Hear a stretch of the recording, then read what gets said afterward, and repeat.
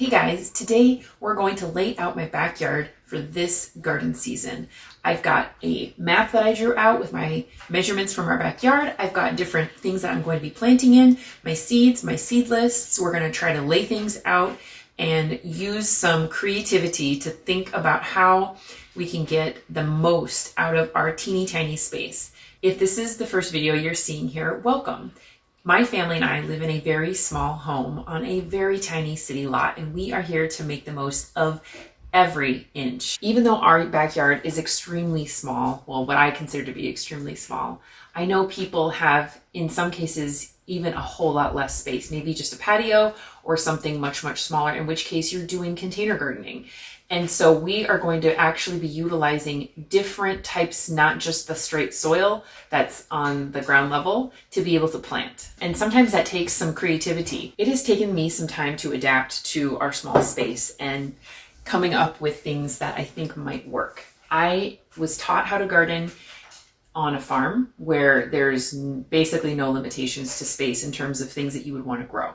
My education background is in architecture, and so the most those skills of mine get used is when I'm doing things around the house, whether it's trying to build a piece of furniture, build our chicken coop, lay out our backyard for the gardening. Those skills come in handy. So you definitely don't need to be quite as technical. I've actually used my planner that I have just for my regular calendar planning things, and they have some grid paper in the back. And so I took advantage of that to be able to create a little blueprint of our backyard.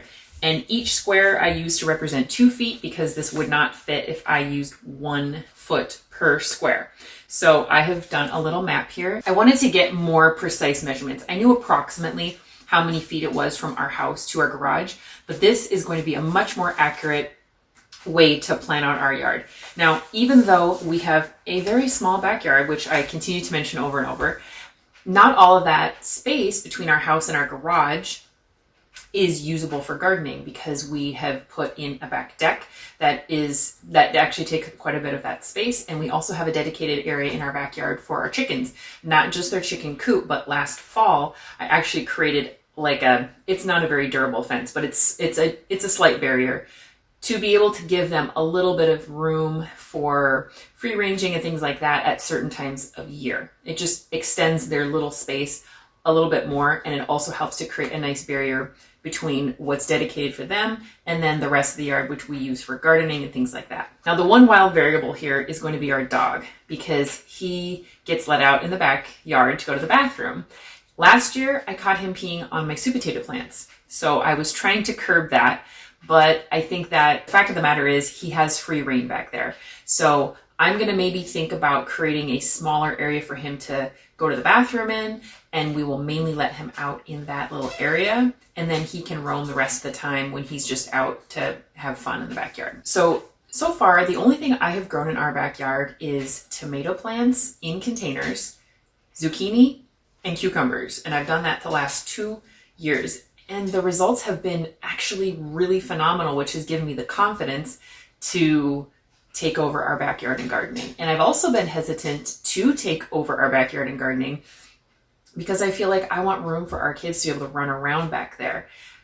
What I've found is that they really love playing in the garden. So even though the garden things that we've put in haven't taken up a lot of space, they love to tuck into the tomato plants when they become a jungle, and it's kind of like a fort. So I think that it can be really exciting for them because not only have they chosen some of these things that we're going to be growing, but then the garden actually becomes part of the play place. So I'm just going to show you really quick what I've done here and how I've laid this out.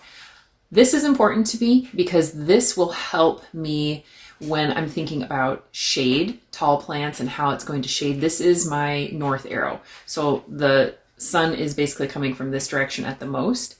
This is facing north. So the sun sort of mostly shines in this way. And so our house is here and our garage is up here. This is the area dedicated to our chicken coop. So it's about 12 feet over here, which is pretty long. This span is going to be about 15 feet, and then just a curved connector there. We have a little path here and a little patch of grass. We could plant some things over here. And then this is our deck, which takes up about 14 by the width. Now along all sides, including this little L shape this side and this side is a 4-foot wooden fence. So that fence is going to be something we can utilize when it comes to growing, not only as something for plants to grab onto, but also as a way to create a slightly warmer environment. Here where we live in Minnesota, we need to take advantage of all the warm temperatures in the summer that we can for growing things. So anything we can do to help that and to create some a warmer environment for these plants, the better. So in terms of what I'm going to put in the ground versus what I'm going to put in pots, one thing really quick. When we first moved into this house, we were not aware that our backyard soil had a pretty substantial lead contamination. This house is a little over 100 years old, and back by our garage, our lead levels were double what they were by the house. And even by the house, they were slightly over what any recommendation is for growing or play areas for kids or anything like that. So I would really recommend you get your soil tested for contamination. You just kind of want to check things out, especially if your home is older. We've since had our backyard scraped out, clean dirt brought in, clean sod laid down. How deep that lead goes, I don't know, but I feel a lot more comfortable about our situation now. Taking that into consideration, I still don't want to plant any crops in our backyard where the actual plant is going to be below the ground level, just because I don't know how deep that lead goes. And I would prefer to just play it safe and plant those kinds of things in containers. Now, I have planted our cucumbers and zucchini directly in the ground. And the reason I did that is because you're not eating the plant itself or the vegetable that's grown in the ground. You're growing a plant, and then that plant grows those vegetables. So that to me is a much safer. So when I think about what I want to plant directly in the soil and in containers, that is a huge, that's big on my mind. Along this side of our property, along this side of our fence, so this just gets slammed with sun, I'm going to plant all of our peas. Now this is going to include our shelling peas and our snow peas, which if you saw my seed haul video, I've never grown before. I have only grown shelling peas, but that fence line is so long that there is plenty of space for both of those kinds of peas and probably even some types of squash. But that to me is going to be our dedicated place to grow all of our peas, right along that line. Plus in the spring, when things are melting, I can pull the sod back, because currently there's sod on that side of the fence. I can get in and pull that sod out and create a really nice planting bed.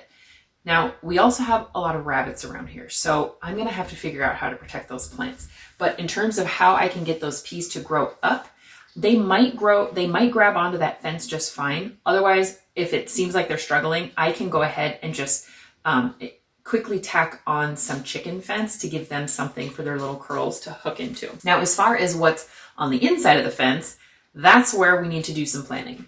I'm not exactly sure where I'm going to position every little thing. I'm not necessarily going to plan out every square inch. I tend to be a little bit more loose with things than that, but for the purpose of this video and trying to walk you through my process, I'm kind of trying to give some more specifics on space layout. The way that I'm planning to do our yard is to break things up between growing things in hills and then containers.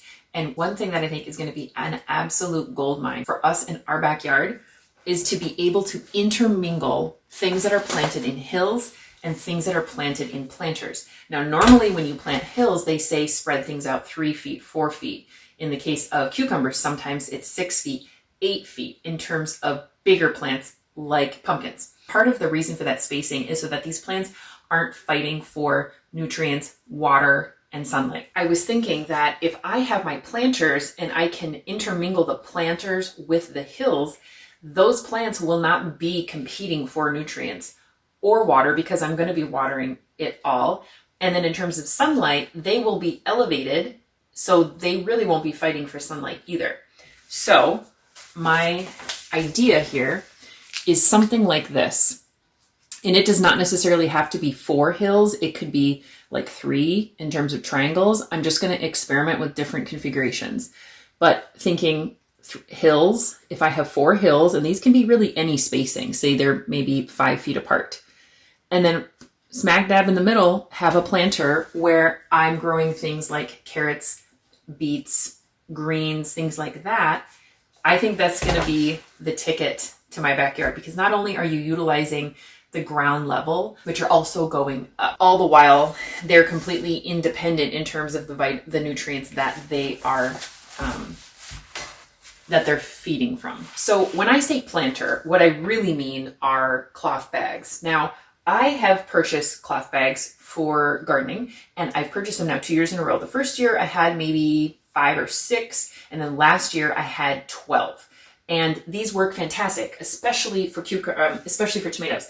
The only caveat is that they're one of their greatest strengths is also something that you need to be careful about, is that they drain really, really well. So your soil is not going to get soggy in these things, but you also need to make sure that you're watering. I water them daily, because I know that anything that drips down out of here will dry out pretty quickly. If it's cooler weather or if we've had natural rain, I'll go a couple days, but for the most part, I need to be prepared to water these every single day. I don't want these to dry out. So this is all they are. This has dirt in it, roots hanging out. I grabbed this out of my garage just to be able to show you. But this year I left the soil in here. The first year, like I said, I didn't have as many, so I wasn't as concerned about getting rid of that soil and replacing it. But last year I put quite a bit into that. So I wanted to kind of conserve that, and I'm just going to amend it this year to boost the nutrition. I also do something perhaps a little bit unconventional when it comes to filling soil in these bags. Dirt can be pricey. Before we had our whole lead replacement, I built 4 really nice garden beds in our backyard, and they were 4 foot by 8 foot, and we had a truck delivered garden soil and this whole thing. That was not cheap. It was very pricey, I thought. To me, I was thinking, my goodness, this is almost a barrier to be able to garden, because it was so pricey between the cost of building the boxes and then the dirt. And so what I've tried to do with these, because these planters are very cost effective, they sell bags of compost, very inexpensive, maybe like a couple dollars a bag, if not less. And I just get lots of bags of compost, and I get a big bale, or whatever you want to call it, of peat moss, and I mix the two. The compost is incredibly nutrient rich, so it's going to grow a really good plant, and the peat moss aids in the drainage. I don't want to just put compost in there straight, because I feel like that soil is going to compact way too much. So between those two, the last couple of years, I haven't added anything else to the soil. We'll see how these go going on another year reusing the soil. I'm going to top it off with compost on top, that same mixture, and we'll see how it goes. And then I'll have a lot more that are brand new, kind of be able to see how they grow, reusing the soil and then putting in fresh. I know that there's a lot of recipes out there for all kinds of soil mixes, and honestly, those have really overwhelmed me. To me, it's just too much detail and too much cost. And so this is what I do, and this has worked really well. So all my transplants will go into these potters with this soil mix. And those are going to make perfect additions here, because we actually have a lot of the things we're planting that sprawl out, different squash, winter squash, summer squash, pumpkins of all different kinds. You can get these planters in all different sizes. And I was thinking you could probably even make relatively easily a planter out of old jeans, or if you have a thick, like a flannel material. These do not need to be purchased. They can be made out of almost anything, as long as you have a good seam. The other thing that I really like about these, though, is they have handles. So until the roots start breaking through the bottom, because they come through the bottom, you can move them around, which is quite nice. And I do. In fact, when I first put them out, I cluster them all together, because it's just easier to water. And then as they get bigger, I spread them out. And at a certain point, I stop moving them. The first year I used these, there was one tomato that started leaning a lot. And so I pushed it back up and I tried to get it, straightened out. And I realized what I did was I actually caused a lot of damage to the root system, and I almost lost the plant. I didn't, but it was close. Those roots were relying on the fact that it had gone down below the level of this planter. Things that grow really tall in these planters can be a little tricky. Tomato cages, in my experience, have not been enough to hold up these plants. At a certain point in the summer, I have to get my big stakes out and pound them in the ground and tie the cages onto the stakes. Then they aren't going anywhere. Okay, let's move on to a different type of planter because I have some different ones I want to experiment with this year. I know these are going to work great, so I'm going to stick to continuing to use these in a big way. However, for things like greens and lettuces, that's excessive. You don't need something that deep. Those are perfect almost as just like a potted plant. I found these really big ones. And I don't even know if this is going to show very well. I'll set it on the ground. This is going to be perfect for especially carrots because they have those deep roots. This is going to be amazing for that. Parsnips. And again, these big planters can get set just right in the middle of a big sprawling bunch of those vining crops. And I think that it's going to be amazing. This will hold its shape once you get the soil in it. And it's going to be a little bit harder to move this one around. So we'll want to make sure that we have this exactly where we want to keep it. This is really deep. This is not necessary to have something this deep when you're doing lettuces. So even the beets will not need something quite that deep. So I have these other sizes to check out, and I haven't opened this yet.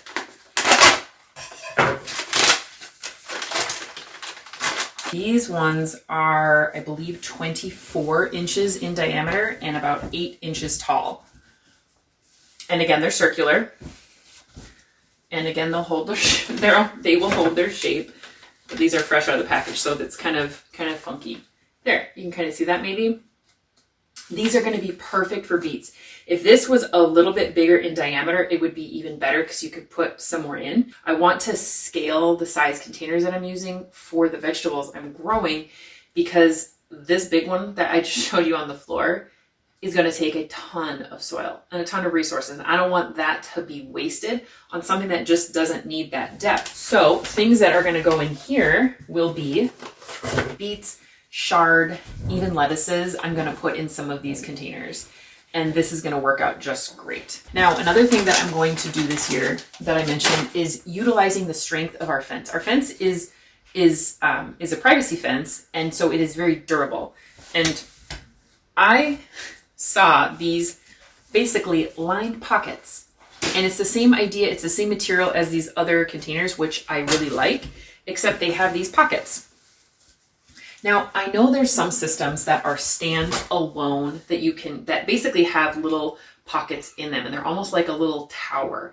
But to me, when I see that, I think one windstorm and all that's lost. Especially here where we live, we get really, really high winds. So I don't want to mess around with something like that. Yes, something could still happen to these things on our fence, but if these are properly secured, I think that they're probably not going to go anywhere. Again, this is a really shallow pocket in a material that is going to drain really well. So I want to be really mindful that I'm staying on top of watering. Now, these pockets are pretty deep. I can't remember how big this thing is. This is just under 3 feet and probably 11 inches deep. So I'm going to try this. I'm going to try a few of these. And then I also got a smaller one that's 24 inches wide and maybe 8 inches deep with some smaller ones here. And I'm thinking lettuces, herbs in these, lettuce, and then I'll probably intermingle some herbs in here. And also our radish. I have not mentioned our radish. Radish would go really well in these as well. This is obviously too deep for radish because they don't have super deep roots, but I got a French breakfast radish, which are long and skinny. So that will go down a little bit. And so will our beets. So that the beets and the radish both have that same cylindrical shape, which will bode very nicely in these types of containers. So I got these to check them out to see how they look and experiment with them. I'm going to not put all of my lettuces and things in here because if they end up not working well, I don't want to lose out on that garden produce. But I'm going to order more so that I can have a good trial and kind of position them in different areas and see how they go. They're not super pricey. I thought they were pretty reasonably priced, especially considering I should be able to use them multiple years in a row. And that's also something that can be made by hand as well. I could pretty easily put a pattern together for something like that. If you'd be interested, I can, on any of these things, make those available for free if that's something of interest. Please say something in the comments if that's something that you would like me to do. So we talked about all of our vining crops and the cucumbers and things like that, the zucchini, that is all gonna go directly in the soil. So basically I will plant as much as I can in the soil, like directly in my backyard dirt. But then anything that I can't, that's what I'll put in these planters. I'm not gonna buy so many planters that I don't need, but just enough to be able to fill in with the vegetables that we will be growing. Oh, we didn't talk about onions, but those will fit in probably the smaller one. That deep one, like I said, I'm gonna reserve just a couple of those, maybe 2 for carrots, 1 for potatoes, maybe 2 for potatoes, we'll see. Really the last thing to talk about is going to be flowers. Now the flowers are gonna be growing at very different heights. And so I have all of those details here. And so as I go about and plant, they're gonna be mixed in with everything, just wherever I can get them to fit. Depending on how tall they will get, will dictate where in our yard I will plant them. I don't want to shade anything out that really needs that sunlight just so that the flowers can grow. I have space I can put the flowers, even if it's along this fence on the inside. That's, again, it's 4 feet, so that can add a nice windbreak and protection for those flowers to be able to grow and stand up nice and tall. I love the flowers. I'm probably going to plant directly in the soil, probably plant some in the front as well. I hope this video helped you and give you an idea of what I'm planning to do for my space. I'm planning to use planters, hills, the dirt that we have, bring in some soil in a hopefully cost-effective way. Planning on using our fence, different containers. Some of these are experiments. Some of these I've used before, but now that I have taken a look at these actual bags and products, that will give me a better idea of how many I'm going to need based on how big they are. Like I said, these big ones, I can kind of now calculate out how many carrots I can fit in there, how many potatoes I can fit in there, and then make another order accordingly. So as we go through and plant this spring, I will of course take you along. I have decided to start some transplants. This is not something I have done in a handful of years. In fact, I even got rid of all my seed starting equipment because I just couldn't get the plants to grow as vigorously as ones that I could get that were already started. So I have a plan on how I can maybe get some more vigorous seedlings, and I will definitely document that process. I hope this gave you some ideas on how you might be able to better maximize a small space if you're gardening in a small space. Even if you're not gardening in a small space, if you don't have to cover as much ground area for your garden, that can be a beneficial thing too. If you have a lot of land, but you also have a lot of wildlife that you want to protect your garden from, if you're using a smaller space, that's less you have to be concerned about. Another thing that I'm going to be trying this year is seed saving. If you want to make sure that you catch my transplant and seed starting videos, make sure that you subscribe. And if you like this video, please give it a thumbs up, and we'll see you soon.